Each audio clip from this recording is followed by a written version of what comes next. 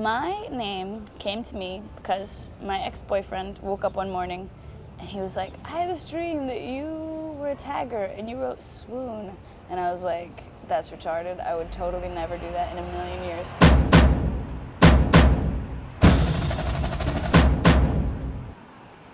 I felt like everything was so fucking stuffy and boring, I was just gonna lose my mind. I mean, it was just that simple. It was like, I would go to Chelsea, I would look at some like modernist, minimalist, giant sculpture and be like, okay, I totally feel nothing, and I also feel like I am not really supposed to breathe around this.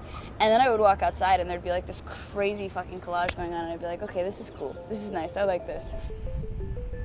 Yeah, and I just sort of like started, I didn't really think it would, I thought it would be like one project, you know? I just really loved the idea of like making things which kind of happened and then were gone. And the responses were totally different and amazing once that started, which like, I have to say encouraged me to keep working. People would sort of say that like the things that they were seeing had like just developed a meaning like within their daily lives, which nothing that I had been doing previously had done. I'll just like look around and it'll be like a spot that it doesn't look like anybody is really gonna care. It's like either it's abandoned or it's a side of a factory or it's just kind of beautiful, like the wall is cracking and has a nice texture to it. The sheet of paper is nothing and the wall is kind of everything, and just kind of like integrated into the environment in such a different way. I definitely went through a phase where I was thinking a lot about all of the kind of politics of public space and ownership and like democratic participation in public space and all of that stuff. But I think that ultimately I just want to make portraits of people that can like create sort of small moments of human connection and like pause within the larger landscape.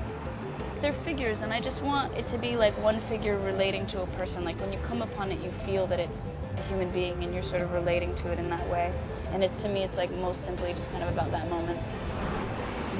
First, I was totally weirded out by being offered a lot of gallery shows, and I was sort of trying to figure out ways to accept the opportunities that were coming to me without doing strictly gallery shows exactly. But lately I just enjoy it. I love creating environments. I found that my brain opens up in a whole different way.